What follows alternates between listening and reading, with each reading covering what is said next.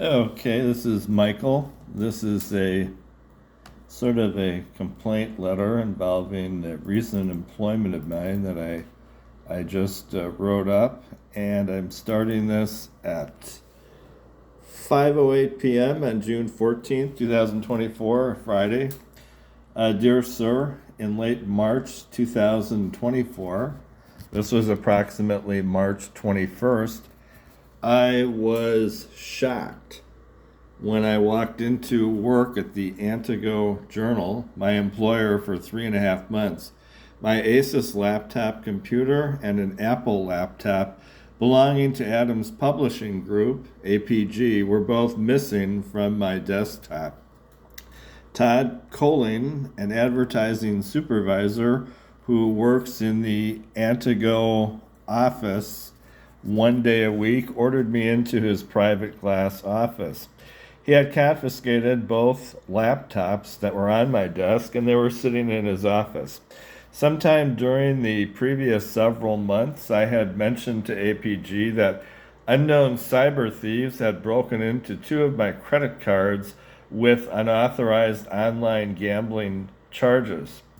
Moreover, the password to open my APG laptop appeared to have been changed, and I was no longer able to open it. Colleen opened his mobile phone on his desktop. Another employee I rarely work with, Heather McCalmont, a human resources manager in APG's Janesville office, was on Colleen's phone. She and Colleen told me I was to gather up my Asus computer and my other belongings in my desk and immediately leave the Antigo office. This appeared to be a shock termination that came out of nowhere. There was no system of logical termination warnings leading up to this incident. It was like an asteroid slamming into my head. Both McCalmont and Colleen are essentially strangers. I had been out of the office covering high school basketball games for the preceding 3.5 months. I had not received any warnings or criticisms of my sports coverage since I began working at the Antigo Journal on December 11th, 2023. A little subheadline there says, unknown investigation. McCalmont said I was immediately suspended with pay for the upcoming 2-week period. Even though APG is not a government police agency, McCalmont claimed she was investigating something undisclosed involving the mostly uninhabited Antigo newspaper office. McCalmont refused to tell me what she was investigating. Colleen asked me to immediately empty my office desk.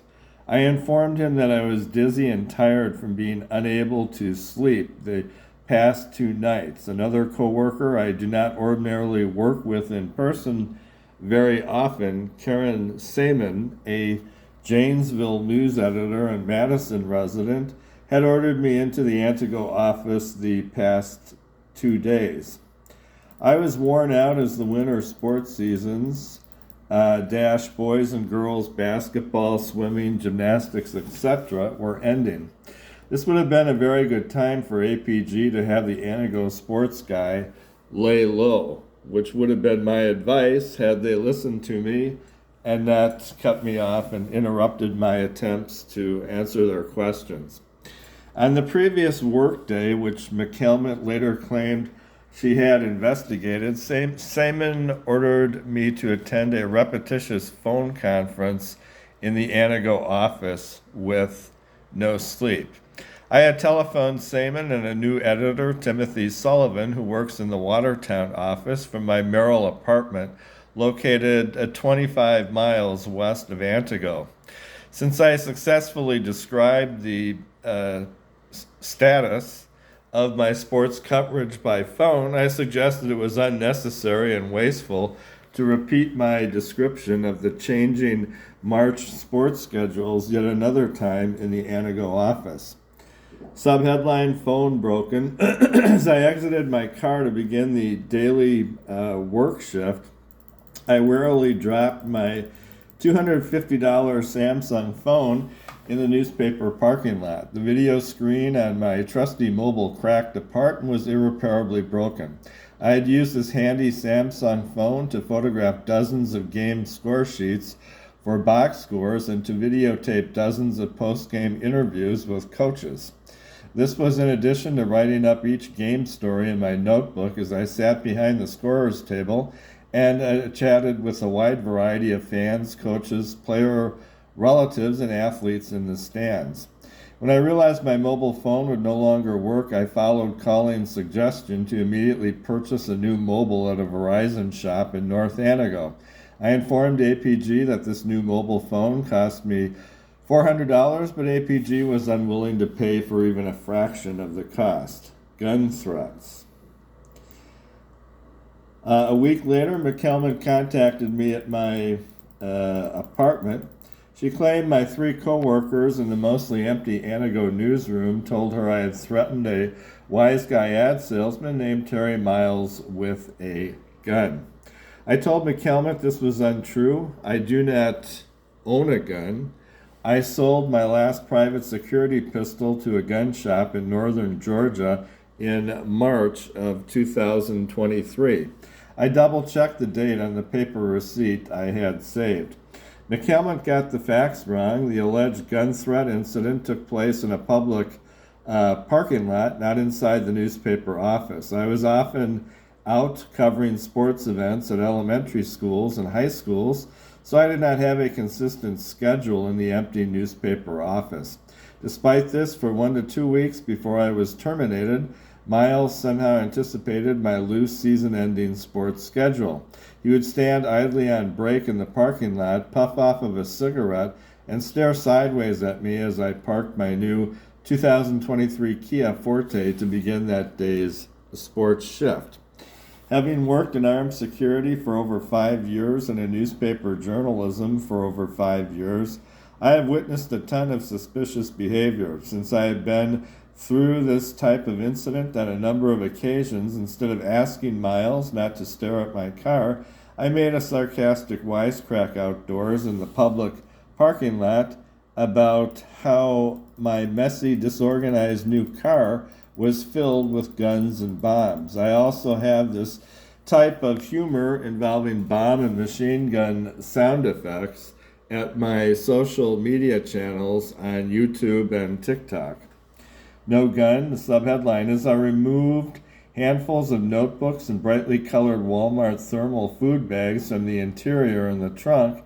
I assured Miles several times in the parking lot, which is adjacent to the Antigo Library and specialty retail shops along the main drag, that I no longer owned any firearms. I have not performed serious full-time outdoor industrial security patrol work since 2009, when I left Houston to take a semester English teaching internship at a private children's academy in Busan, South Korea. I told McKelman that when I used to carry a pistol on my thick black security belt, I was a responsible gun owner. In my entire lifetime, I have caught only 1 fish and have never hunted a deer or other wild animal. In childhood, my sister and I had pet turtles, rabbits, fish, cats, and dogs. I have only occasionally fired a security handgun and a shotgun at gun ranges to maintain a Texas private security license. I have never fired a gun at a person. Next subheadline, Bright Sports Job Evaporates. After McKelman's initial court-martial campaign, she phoned back a week later with a series of failed attempts to get rid of me. The gist of her argument was not plausible. She asserted that I am some sort of angry woods recluse who stumbles horribly over his own internal rage and never gets along with news sources. There was talk in the newsroom that a coach had complained at length about my sports coverage in a long phone call to Seaman. None of the coaches I covered regularly complained to me about anything. All my post-game interviews were recorded by my phones on video and stored in my laptop computer. In the recorded post-game interviews, I asked the coaches many questions, which they simply answered.